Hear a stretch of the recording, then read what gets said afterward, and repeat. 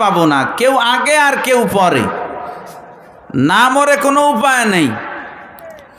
হযরত জিবরাইল আলাইহিস সালাতু ওয়াস সালাম রাসূল আকরাম সাল্লাল্লাহু আলাইহি ওয়াসাল্লামকে বলেছিলেন, ইয়া মুহাম্মদ আহবিব মান শি'তা ফাইন্নাকা মুফারিকুহু। হে মুহাম্মদ সাল্লাল্লাহু আলাইহি ওয়াসাল্লাম, আপনি যাকে ইচ্ছা তাকে মহব্বত করেন, তবে ভালো করে জেনে রাখেন এই মহব্বতের মানুষটাকে কিন্তু একদিন আপনার ছেড়ে চলে যাওয়া লাগবে।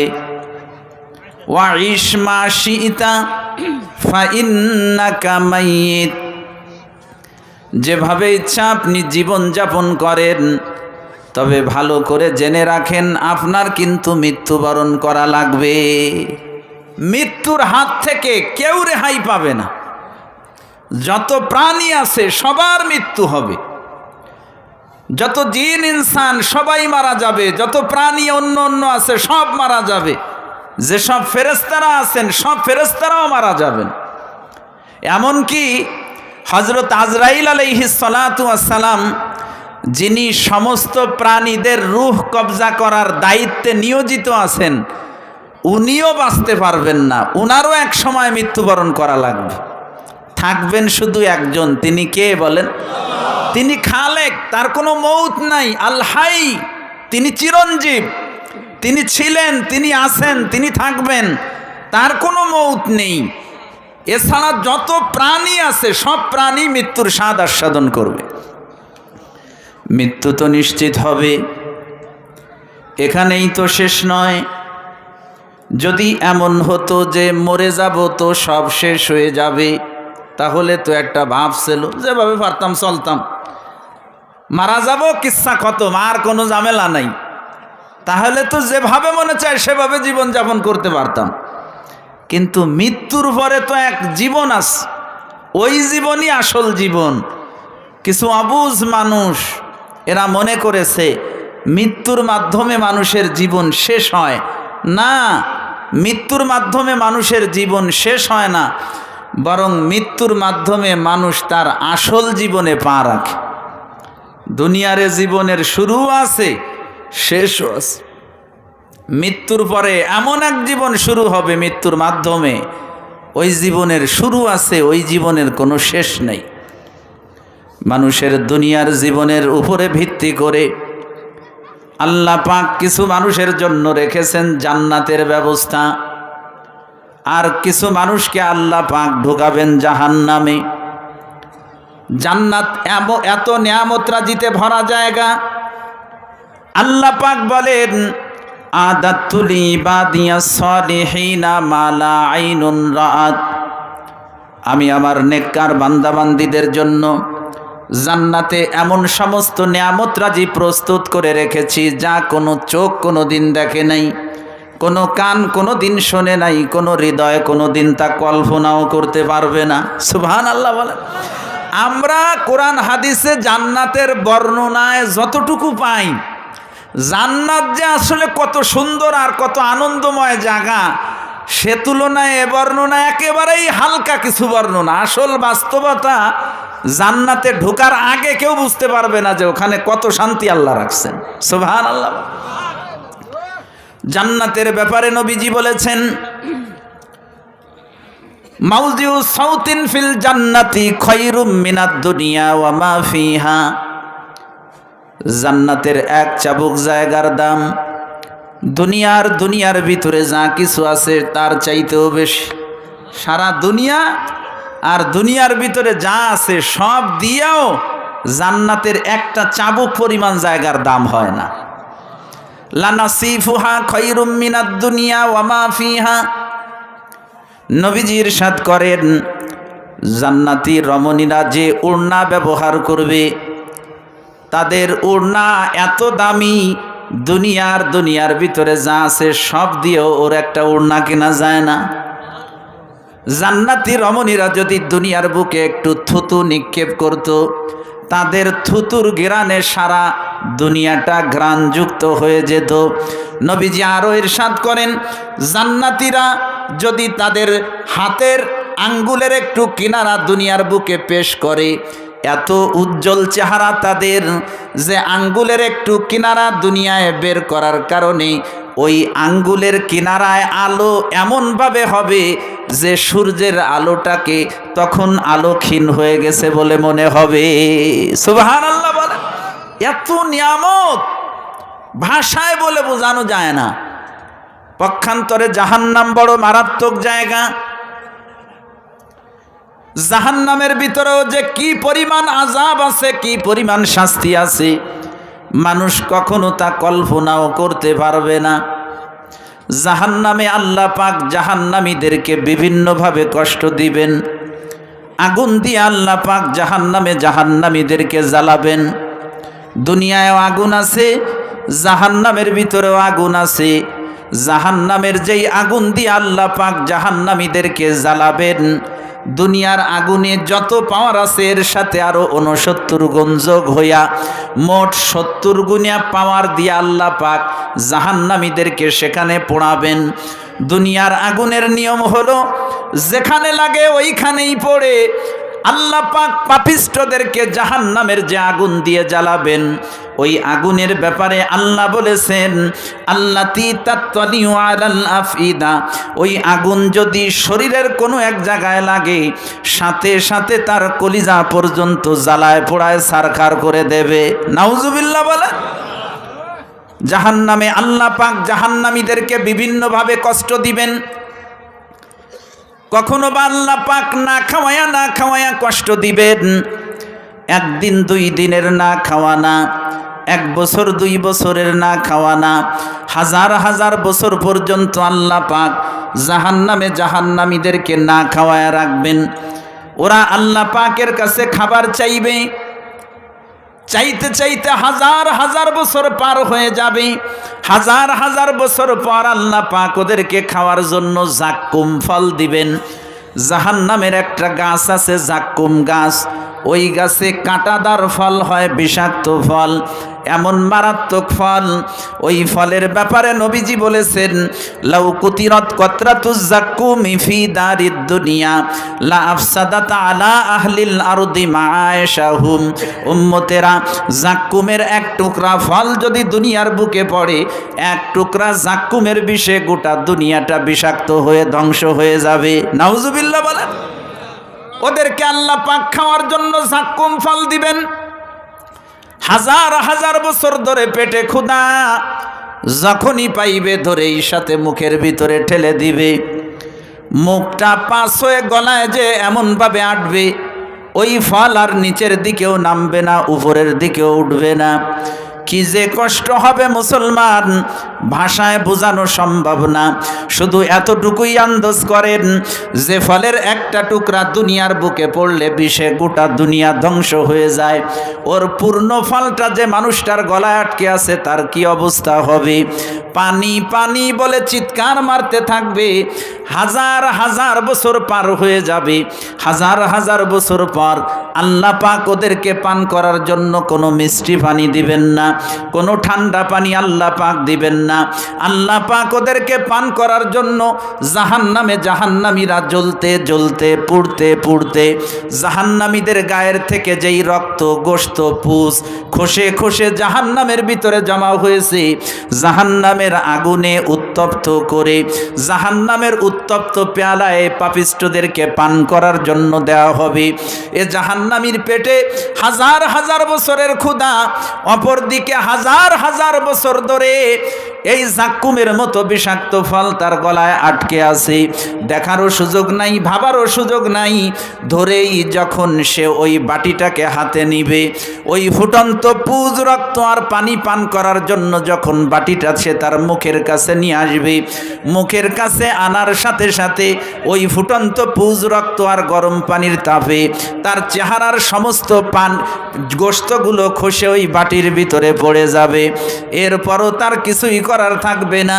ধরেই যখন সে ওই ফুটন্ত পুষ পানি আর রক্ত মুখের ভিতরে ঢেলে দিবে, জাক্কুম ফলের কাঁটার ফাঁকা দিয়া ওই পাপিষ্টের পেটের ভিতরে ঢুকে ওর সমস্ত নাড়ি ভুঁড়িগুলোকে জ্বালায় পোড়ায় সারখার করে ওর পিছনের রাস্তা দিয়ে বের করে দেবে, কিন্তু তারপরও জাক্কুম ফল ওর গলার থেকে ছুটবে না।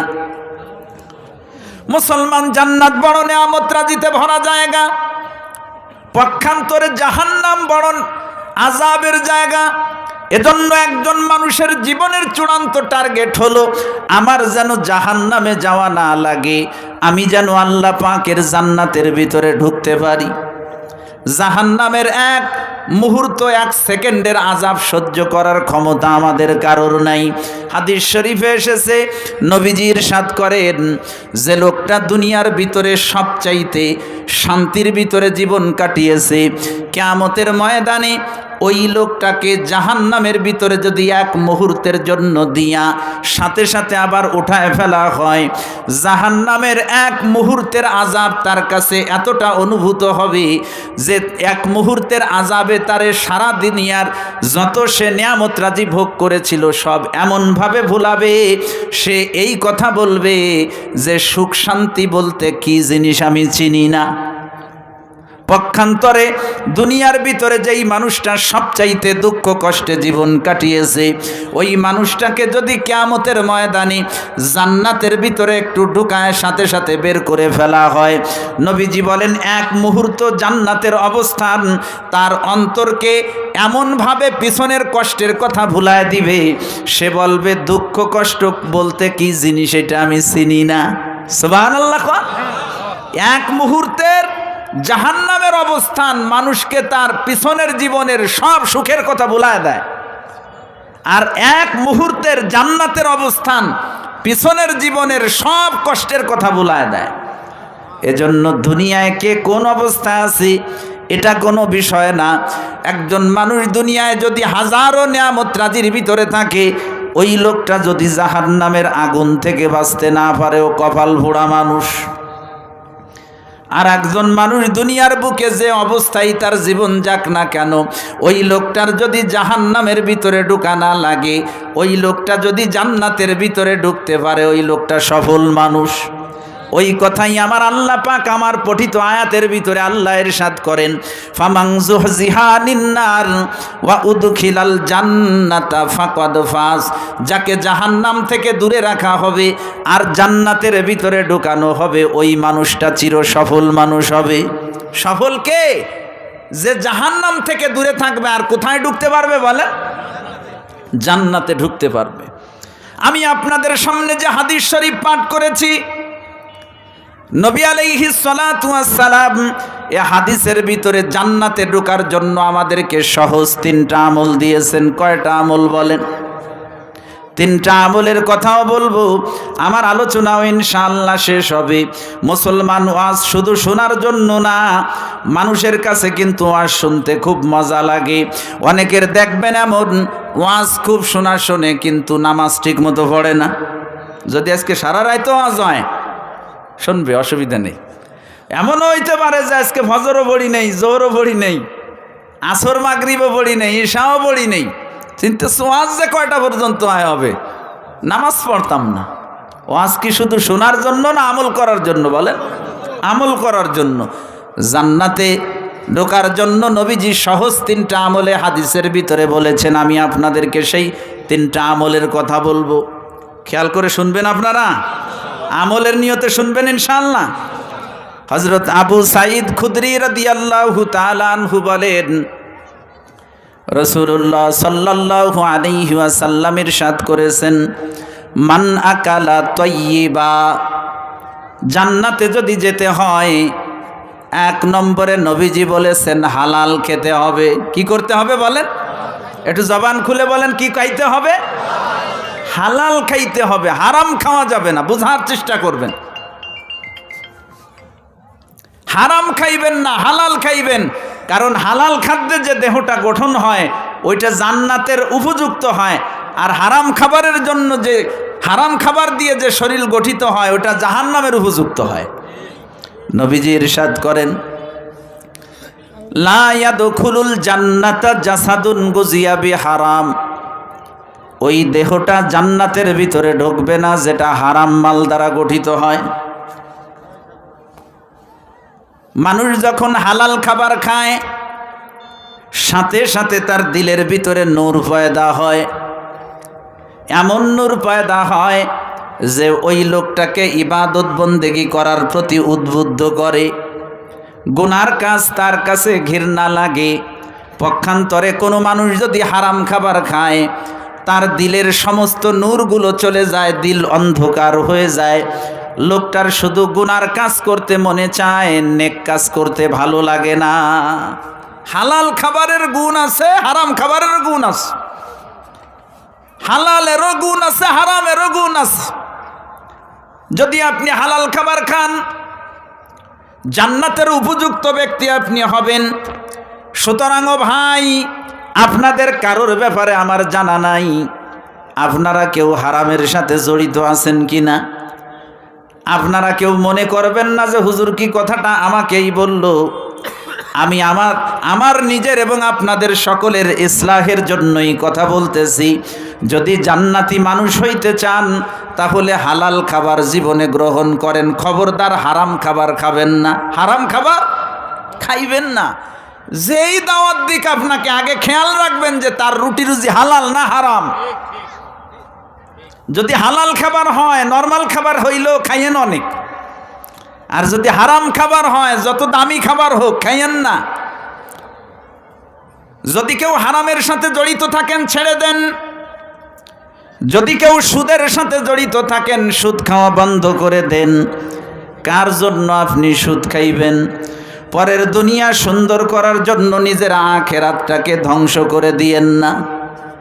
আজ যদি আপনি মারা যান, যত টাকা পয়সা ধন দৌলত আপনার আছে সব কিন্তু আপনার আত্মীয় স্বজন ছেলে মেয়ে বিবি যারা আছে তারা ওয়ারেস হবে, কিন্তু কবরে যে দরাটা আপনি খাবেন আপনার সাথে কবরে কেউ যাবে না। নবীজি মিরাজের রাত্রিতে দেখলেন জাহান্নামের ভিতরে একদল মানুষ আগুনে জ্বলতেছে, পুড়তেছে। জাহান্নামের ভিতরে একদল মানুষ আগুনে জ্বলতেছে, পুড়তেছে।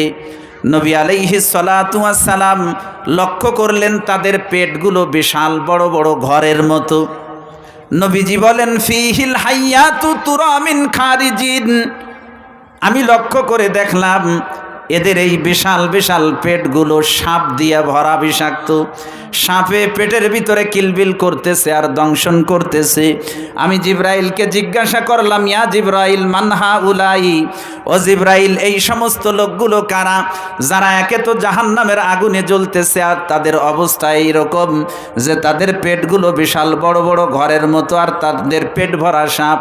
জিব্রাইল আমিন বললেন, ইয়া রাসূলুল্লাহ হা উলাই আকালাতুর রিবা মিন উম্মাতিক, নবীজি এই যাদেরকে আপনি চরম পরম কষ্টের ভিতরে দেখতেছেন এরা হলো আপনার উম্মতের সুদখোরের দলেরা। নাউজুবিল্লাহ বলেন। কার জন্য খাইবেন ভাই? বোঝার চেষ্টা করেন কার জন্য খাইবেন। আমি বলতেছি রাত্রে ঘুমানোর সময় চিন্তা করেন, আপনার সব দুনিয়ায় থেকে যাবে, আপনার সাথে কিচ্ছু যাবে না। যারা হালাল হারামের বিচার না করে মাল জমা করে, এদের যখন ইন্তেকাল হয়, এদের ইন্তেকালের পরে এদেরকে গোসল দিয়া কাফন পরায় যখন কবরের দিকে নিয়ে যাওয়া হয় জানাজার নামাজ পড়ে, তখন তারা চিৎকার করে করে বলতে থাকে, ইয়া আহলি, ও আমার পরিবারবর্গ, ওয়া আউলাদি, ও আমার সন্তানেরা, ওয়া মান সাকান্তুম দিয়ারানা ওয়া আকসামতুম আমওয়ালানা, হে ওই সকল লোকেরা তোমরা যারা আমার ঘরে অবস্থান করতেছো আর আমার মাল সম্পদকে বন্টন করে নিয়েছো, লা তাগুররান্নাকুমুদ দুনিয়া কামা গররাতনি, এ দুনিয়া আমাকে যেমন ধোঁকা দিয়েছে তোমাদেরকে যেন ওই রকম ধোঁকা না দেয়। ফা ইন্নী জামাতুল মালা মিন হালালি ওয়া হারাম, আমি তো হালাল হারামের বিচার না করে মাল জমা করেছিলাম। ফাল মালু লাকুম ওয়াল হিসাবু আলাইয়া, আজকে আমার মৃত্যু হলো, মালের মালিক তো তোমরা হয়ে গেলে, কিন্তু আল্লাহর কাছে হিসাবটা তো আমার দেওয়া লাগবে। কারোর হিসাব কেউ দিতে যাইবে? কেউ যাবে না। পরের দুনিয়া সুন্দর করার জন্য নিজের আখিরাত নষ্ট করেন না।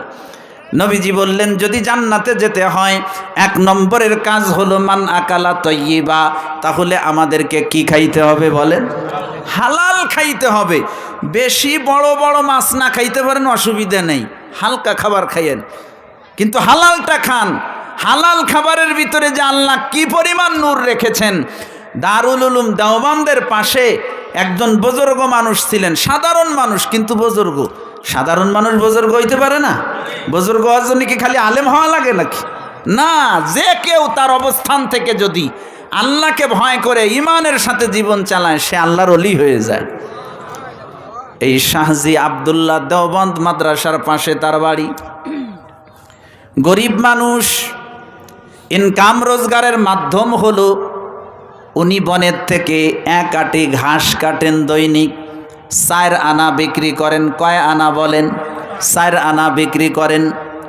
ওনার নিয়ম ছিল, উনি যেহেতু একজন ভালো মানুষ, সবাই চাইতো ওনার ঘাস কিনবে, কিন্তু উনি নিয়ম করেছিলেন আমি বাজারে আসলে সর্বপ্রথম যে আমার ঘাস আটি ধরতে পারবে তার কাছেই বেচবো, অন্য কারোর কাছে না।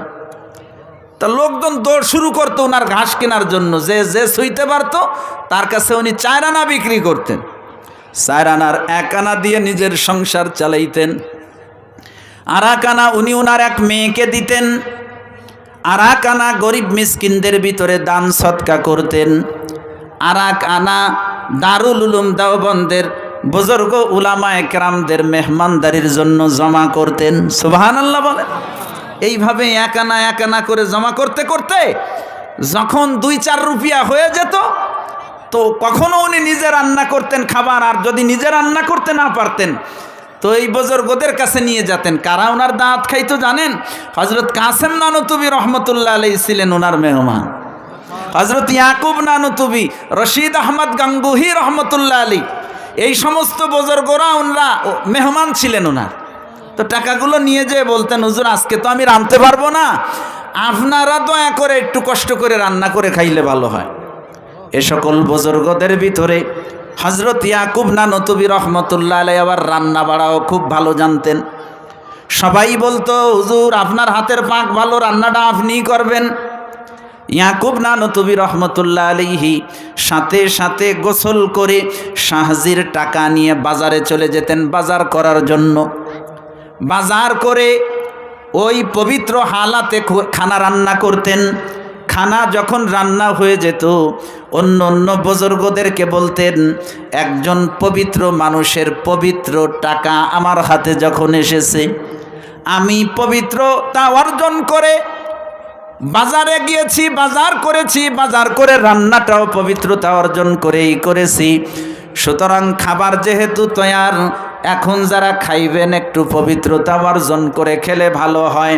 সাথে সাথে সমস্ত বুজুর্গরা গোসল করে এসে শাহজি আব্দুল্লাহর খানা খাইতেন। দারুল উলুম দেওবন্দের এ সকল আকাবির বুজুর্গরা বলেছেন শাহজি আব্দুল্লাহর হালাল খাবারের ভিতরে আল্লাহ পাক যে কি নূর রেখেছিলেন। যখনই আমরা শাহজির আব্দুল্লাহর খাবার খাইতাম ওই দিন থেকে দীর্ঘ 1 মাস পর্যন্ত আমাদের অন্তরটা আলোকিত হয়ে থাকতো। শুধু ইবাদত করতে মনে চাইতো, বেশি থেকে বেশি ইবাদত করতে মনে চাইতো, গুনার প্রতি আমাদের ঘৃণা জন্মে যেত। কোরআনে কারিম বেশি থেকে বেশি তেলাওয়াত করতে মনে চাইতো। যখন কোরআন হাদিস খুলে নিয়ে বসতাম তো মনে হতো আর আল্লাহ তাআলাও আমাদের কাছে কোরআন হাদিসের সব ভান্ডারকে খুলে দিতেন। এজন্য যদিও কারোর দাওয়াত খাওয়ার প্রতি আমরা আগ্রহী ছিলাম না, কিন্তু শাহজি আব্দুল্লাহর হালাল খাবারের এই নূর আমরা প্রত্যেকে অনুভব করতাম। এজন্য আমরা শুধু অপেক্ষা করতাম কবে আবার শাহজি আব্দুল্লাহ আমাদেরকে দাওয়াত দেবে। আপনি যদি হালাল খাইতে পারেন, যে ইবাদত করবেন আল্লাহ আপনার সেই ইবাদত কবুল করবেন। আল্লাহর কাছে 2 খান হাত উঠায় দোয়া করবেন তো আল্লাহ পাক আপনার দোয়াও কবুল করবেন। নবীজি বললেন জান্নাতে যদি যাইতে হয় 1 নম্বরের কাজ হলো আমাদেরকে হালাল খেতে হবে। 2 নম্বরে নবীজি বললেন ওয়া আমিলা ফি সুন্নাহ, সুন্নাত অনুযায়ী আমল করতে হবে। কি অনুযায়ী বলেন? সুন্নাত অনুযায়ী। জীবনের ঘাটে ঘাটে সব জায়গায় নবীর সুন্নাত অনুযায়ী আমল করবেন। আপনি খানা খাইবেন তো সুন্নাত তরিকায় খাইবেন।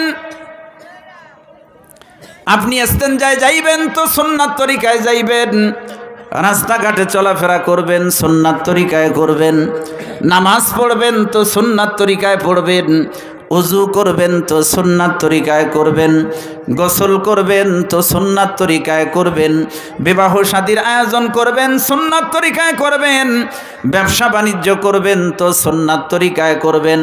জীবনের ঘাটে ঘাটে সব জায়গায় সুন্নাত দিয়ে আপনি সাজাবেন জীবনটাকে। একজন মানুষ যদি সুন্নাত তরিকায় তার জীবনটাকে সাজায়, যদি একটা সাধারণ কাজও হয় যে কাজটা মূলত ইবাদত ছিল না, কিন্তু মানুষ যদি নবীজির সুন্নাতকে ফলো করে ওই কাজটা করে, ওই কাজটাকেও আমার আল্লাহ পাক ইবাদত বানায় দেন। সুবহানাল্লাহ বলেন। যেমন মনে করেন পেশাব পায়খানা করা, এটা কিন্তু কোনো ইবাদত না। পেশাব পায়খানা তো খালি মুসলমানরা করে না, অমুসলমানেও করে, খালি মানুষে করে না, অন্যান্য প্রাণীরাও করে। কিন্তু পেশাব পায়খানাটা যদি নবীর তরিকায় হয়, আল্লাহ এইটাকেও ইবাদত বানায় দিবেন। সুবহানাল্লাহ। আজ তো আমরা জানি না নবীর তরিকায় কিভাবে পেশাব পায়খানা করতে হয়। ইস্তেঞ্জায় যাওয়ার আগে মাথা ঢেকে যাবেন, পায়ে জুতা স্যান্ডেল কিছু পরবেন, পারলে গায়ে কিছু একটা দিবেন। যাওয়ার আগে বাহির থেকে দোয়া পড়বেন, বিসমিল্লাহি আল্লাহুম্মা ইন্নী আউযু বিকা মিনাল খুবুসি ওয়াল খাবাইস। এ দোয়ার অর্থ হলো, আল্লাহ এই বাথরুমের ভিতরে যত রকমের দুষ্টু জিন আছে এদের অনিষ্ট থেকে আপনি আমারে হেফাজত করেন। নবীজি বলেছেন বাথরুমের ভিতরে জিনেরা থাকে। বনি আদম যখন বাথরুমে ঢোকে, জিনেরা তখন বনি আদমের লজ্জাস্থান নিয়ে দুষ্টুমি করতে থাকে। কিন্তু আল্লাহর কোনো বান্দাবান্দি যদি বাথরুমে ঢোকার আগে দোয়া পড়ে ঢোকে, আল্লাহ পাক জিনদের চোখ আর বনি আদমের লজ্জাস্থানের মাঝখানে পর্দা এঁটে দেন, ফলে জিনেরা দেখতেও পারে না, কোনো দুষ্টুমিও করতে পারে না। সুবহানাল্লাহ বলেন। ঢুকবেন তো আগে দোয়া পড়বেন, এরপরে বাম পা আগে দিবেন বাথরুমের ভিতরে, ঢুকলেন ভিতরে। এখন আপনার বসার পালা, সতরটা কিভাবে খুলতে হয় তাও জানি না আমরা, অথচ প্রতিটা কাজে আমার নবীজির আদর্শ আছে। অনেকে করে কি, এই কাপড় চোপড় যা ভরা আছে না সব গুছাইয়া নাভির কাছে জমা করে রেখে 2 রান বাইর করে দিয়ে মিসকিনের মতো বসে থাকে। এটা তো নবীর তরিকা না। আপনি পেশাব করেন আর পায়খানা করেন, বলেন এই সব এই রান টান সব খোলার দরকার হয়? রান তো এই হাঁটু তো আপনার ঢাকা থাকতেই পারে এভাবে। শুধুমাত্র মাজার সাইড থেকে যতটুক কাপড় না উঠাইলে নয় অতটুকুই উঠাবেন।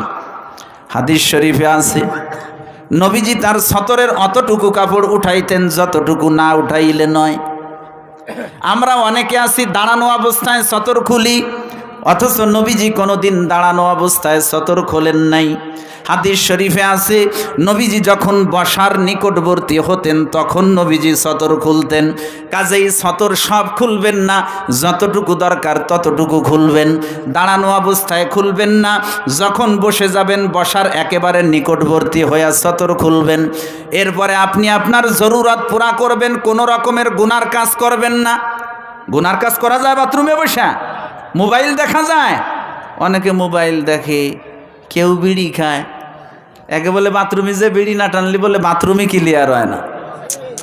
বাথরুমে যে বিড়ি না খাইলে বলে বাথরুম যদি ক্লিয়ারই না হবে, তাহলে এদেশের দিনদার মানুষ ওলামায়ে কেরাম আর যারা খায় না বিড়ি, এ কয়জন বেঁচে আছে কিভাবে? খবরদার খবরদার, বাথরুমের ভিতরে কোনো গুনার কাজ করবেন না। যখন জরুরত পুরা হয়ে যাবে টিস্যু পেপার অথবা ঢিলা কুলুক ব্যবহার করবেন, এরপরে পানি ব্যবহার করবেন, তারপরে নিজ দায়িত্বে বাথরুমটাকে পরিষ্কার করে রাখবেন। এরপরে আপনি বাইরে বের হবেন তো আগে ডান পা বাইরে দিবেন, এরপরে বাম পা বের করবেন। বের হয়েই দোয়া পড়বেন, গুফরানাকা আলহামদুলিল্লাহিল্লাযী আযহাবা আন্নিল আযা ওয়া আফানি।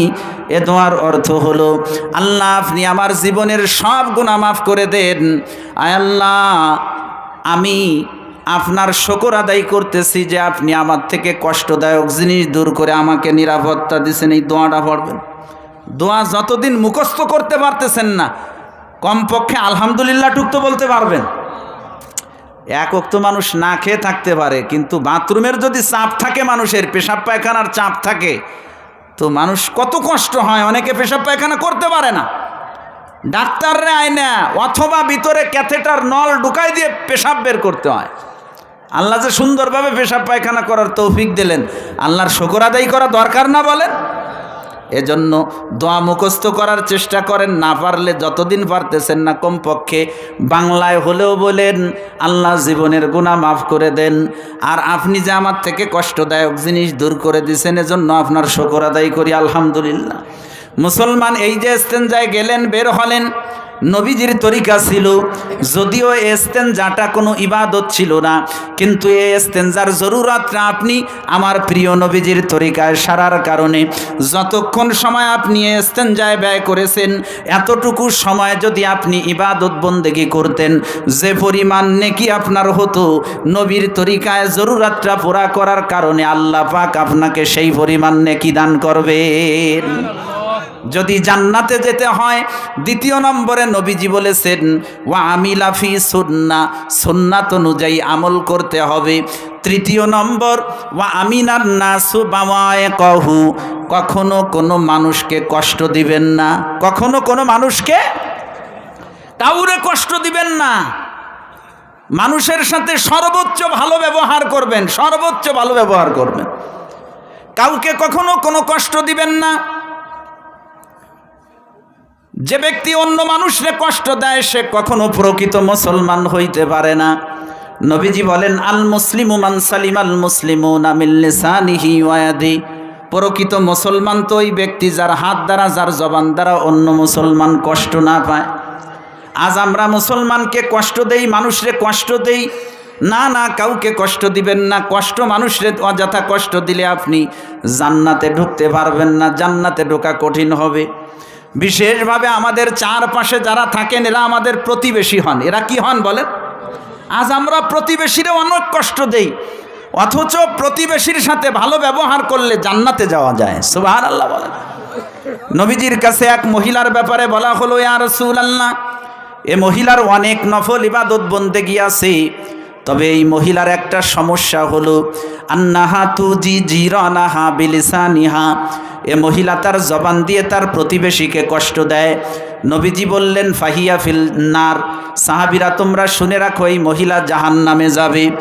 আরেক মহিলার ব্যাপারে বলা হলো, ইয়া রাসূলুল্লাহ, এ মহিলার বেশি নফল ইবাদত বন্দেগী নাই, তবে মহিলার বিশেষ একটা গুণ হলো আন্নাহা লা তুজি জিরানাহা বিলিসানিহা, এ মহিলা তার জবান দিয়ে তার কোনো প্রতিবেশীকে কষ্ট দেয় না। নবীজি বললেন ফাহিয়া ফিল জান্নাহ, সাহাবীরা তোমরা শুনে রাখো এই মহিলা জান্নাতে যাবে। সুবহানাল্লাহ বলেন। প্রথম মহিলা জাহান্নামে গেল কাকে কষ্ট দেওয়ার কারণে, দ্বিতীয় মহিলা জান্নাতে ঢুকলো কার সাথে ভালো ব্যবহার করার কারণে। আমরা যদি আমাদের প্রতিবেশীর সাথে ভালো ব্যবহার করতে পারি জান্নাতে যাব, প্রতিবেশীর সাথে যদি ব্যবহার খারাপ হয় তাহলে ঠিকানা হবে কিন্তু জাহান্নাম। মুসলমান লক্ষ্য করেন, নবীজি ইরশাদ করেন যখন কোনো ব্যক্তির ইন্তেকাল হয়, তার বাড়ির চার পার্শ্বের চার ঘরওয়ালা যদি তার পক্ষে সাক্ষী দেয়, কয়জন ঘরওয়ালা বলেন? 4 জন ঘরওয়ালা, তাদের নিয়েই তো বেশি চলাফেরা। এরা যদি সাক্ষী দেয় যে এই লোকটা ভালো মানুষ ছিল, আল্লাহ পাক তখন বলেন কদ কবিলতু ফিহি ইলমাকুম ফিহি, আমার বান্দারা, আমারে বান্দার ব্যাপারে তোমরা যতটুকু জানতে তোমরা তাই বলেছো। আমার বান্দা তোমাদের সাথে ভালো ব্যবহার করতো, এজন্য তোমরা আমার বান্দাকে ভালো বলেছো। যাও, তোমাদের কথা কবুল করে আমি আল্লাহ আমার বান্দাকে ভালো হিসেবে নিয়ে নিলাম। ওয়া গফারতু লাহু মা লা তা'লামুন, আমারে বান্দার অনেক পাপ ছিল যা আমি আল্লাহ জানতাম কিন্তু তোমরা জানতে না।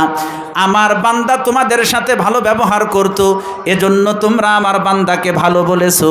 যাও, তোমাদের ভালো বলার খাতিরে আমি আল্লাহ আমার বান্দার জীবনের সব গুনাহ মাফ করে দিলাম। কার কথা আল্লাহ মাফ করে দিলেন? প্রতিবেশীর। এই প্রতিবেশীকে যদি কষ্ট দেই তো সে কি আমি মরে গেলে আমাকে ভালো বলবে? এদিক এদিক খেয়াল করেন, আমি মরে গেলে আমাকে ভালো বলবে সে? প্রতিবেশীর হক বয়ান করতে গিয়ে নবীজি বলেছেন ইয়া আবা যার ইজা তাবাক্তা মারাকাতান ফাকসির মাহা ওয়া তাআহাদ জিরানাক, আবু যর রে, যখন তুমি ঝোল রান্না করবা ঝোলের ভিতরে পানি বাড়ায় দিবা যেন তুমি তোমার প্রতিবেশীরে দিতে পারো। সুবহানাল্লাহ বলেন। কত সুন্দর সোনালী সমাজ নবীজি গড়তে বলছে। একটা সময় এমন ছিল, আমরা ছোট ছিলাম, মানুষের এত সচ্ছলতা ছিল না, এত ডেলি ডেলি ভালো কিছু মানুষ রান্না করতে পারতো না। যদি মাসের ভিতরে 2-1 দিন ভালো কিছু রানতো, একা খাইতো না, মানুষের একটু দিয়ে খাইতো। আমাদের মা চাচিরা একটু ভালো কিছু রানলে ছোট ছোট বাটিতে করে আমাদের হাতে তুলে দিতেন, আব্বু ওই ঘরে দিয়ে এসো, দৌড় দিয়ে যেয়ে দিয়ে আসতাম। আবার আসলে বলতেন ওই ঘরে দিয়ে এসো, দিয়ে আসতাম। এভাবে তারাও ভালো কিছু রান্না করলে আমাদের বাড়িতে পাঠাতেন। এমন একটা চিত্র আমি ওমর ফারুক যতটুকু দেখেছি, নিশ্চয়ই আমার চাইতে যারা মুরব্বী আছেন আরও ভালো দেখছেন। কথা বলেন। কিন্তু এখন প্রতিবেশীরে দেওয়া তো দূরের কথা, এক গরু জবাই দিয়ে যদি একা খাইয়া সারিয়ে ফেলতে পারে, আপন বাইরে না জানায় ফেললে জানায় না। আছে না এরকম মুসলমান দুনিয়ায়?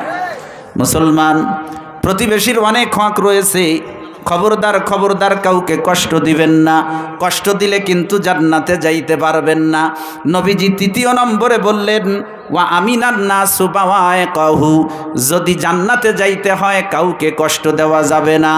তো 3টা আমলের কথা নবীজি বলছেন। কয়টা আমল বলেন? 3টা। জান্নাতে যাইতে হলে 1 নম্বর মান আকালা তৈবা, আমাদেরকে হালাল খেতে হবে। 2 নম্বর ওয়া আমিলা ফি সুন্নাহ, সুন্নাত অনুযায়ী আমল করতে হবে।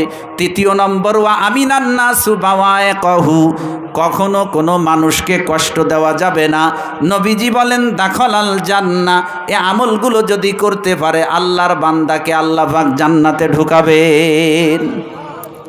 আমাদের দুনিয়াতে আমলের সুযোগ যে কয়দিন বেঁচে আছি মাত্র সেই কয়দিন, কিন্তু আল্লাহ পাক আমাদের উপরে দয়া করে বড় সুযোগ রেখেছেন।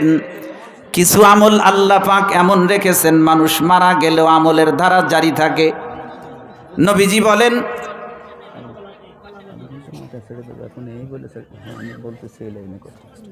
নবীজি বলেছেন ইজা মাতাল ইনসান ইনকাতা আনহু আমালুহু ইল্লা মিন সালাস। ভালো করে বুঝবেন, মানুষ মারা গেলে আমলের সব দরজা বন্ধ হয়, শুধু 3টা দরজা খোলা থাকে। কয়টা বলেন? আপনি যত বড় আলেম হন, আমি যত বড় আলেম হই আর বুজুর্গ হই, মরে গেলে কিন্তু কারোর আর আমল করার সুযোগ নাই, করলেও কোনো লাভ হবে না। তবে 3টা দরজা আল্লাহ পাক এমন রেখেছেন, যেই 3টা দরজা দিয়ে মানুষ মরে যাবে তো তার কবরে আমল ঢুকতে থাকবে। ইল্লা মিন সাদাকাতিন জারিয়া, 1 নম্বর হলো মানুষ যদি সদকায়ে জারিয়া করে। নাম্বার 2 আও আলাদিন সালিহিন ইয়াদউলা, মানুষ যদি নেক সন্তান দুনিয়ায় রেখে যায় যে সন্তান তার জন্য দোয়া করবে। নাম্বার 3 আও ইলমিন ইউনতাফাউ বি, এমন কোনো এলেম যদি মানুষ দুনিয়ায় রেখে যায় যার দ্বারা মানুষ উপকৃত হয়, তো মানুষটা কবরে চলে যাবে, কিন্তু কিয়ামত পর্যন্ত ওই দরজা দিয়ে তার কবরে সওয়াব পৌঁছাইতে থাকবে। যতগুলো ধারা দিয়ে মানুষের কবরে সওয়াব যায়, অন্যতম একটা ধারা হলো সাদাকাতুন জারিয়া। মানুষ যদি সদকায়ে জারিয়া করে, যেমন মনে করেন মসজিদে আপনি সদকায়ে জারিয়া করলেন, মাদ্রাসায় সদকায়ে জারিয়া করলেন, লোকজনের চলাফেরার জন্য কোনো রাস্তা করে দিলেন, ব্রিজ করে দিলেন, মানুষ পানি পান করবে এজন্য লোকদের জন্য কুয়া খনন করে দিলেন, টিউবওয়েল ইত্যাদি এগুলো মানুষরে পুঁতে দিলেন, সবগুলো সদকায়ে জারিয়া। এগুলো কি বলেন? সদকায়ে জারিয়ার অন্যতম একটা লাইন হলো মানুষের জীবনের যখন শেষ বিদায়, আমি আর আপনি যখন দুনিয়া ছেড়ে চলে যাব, তখন আমাদেরকে একটা জায়গায় রাখা হবে। ওই জায়গাটার নাম হলো কবর। যে জায়গায় অনেক কবর থাকে ওইটাকে বলা হয় কবরস্থান। ওইটাকে কি বলা হয় বলেন? কবরস্থান। দেখেন, কেউ মারা গেলে যদি খালি একটু কবর খনন করে, নবীজি বলছেন কেউ যদি কবর খনন করে দেয় তো কিয়ামত পর্যন্ত একটা লোকের একটা বাড়ি বানায় দিলি যে নেকি হয়, ওই লোকটার আল্লাহ সেই পরিমাণ নেকি দান করে। যদি কবর খনন করলেই এত পাওয়া যায়, এই কবর স্থানের জন্য যদি আমরা কিছু করতে পারি, না জানি কত পাওয়া যাবে। ও আমার ভাই, নিশ্চিত দুনিয়া ছেড়ে চলে যাব, দুনিয়ার সব দুনিয়ায় থেকে যাবে। আলহামদুলিল্লাহ, আপনারা একটা কবরস্থান আপনাদের আছে না বলেন? লোকজনদেরকে দাফন করার জন্য এক জায়গা যত বড় বজর করে দেন, ওই কবরের আর কোনো ঠিক ঠিকানা থাকে না, ওটার যত্নও হয় না। কিন্তু একটা কবরস্থানে যদি অনেকে বোঝে না, বলে আমারে বাড়ি দাফন করে এক জায়গা, কিন্তু বাড়ি দাফন করলে তারে কি হবে? কবরস্থানে প্রায় কবর দাফন হয়, লোক দাফন হয়, ওখানে গেলেই নেকি পাওয়া যায়, মানুষ যায় দোয়া করে। এজন্য সবাই চিন্তা করেন, নিজের জায়গায় শুয়ে লাভ নাই, শুইতে হবে কবরস্থানে। কোথায় বলেন? এখন এই কবরস্থান, আপনাদের কবরস্থানের উন্নতি প্রকল্পের জন্য আমরা সকলেই ইনশাআল্লাহ কিছু সদকা করার জন্য তৈরি আছি ভাই। ইনশাআল্লাহ কে কে তৈরি আছি? ইনশাআল্লাহ একটু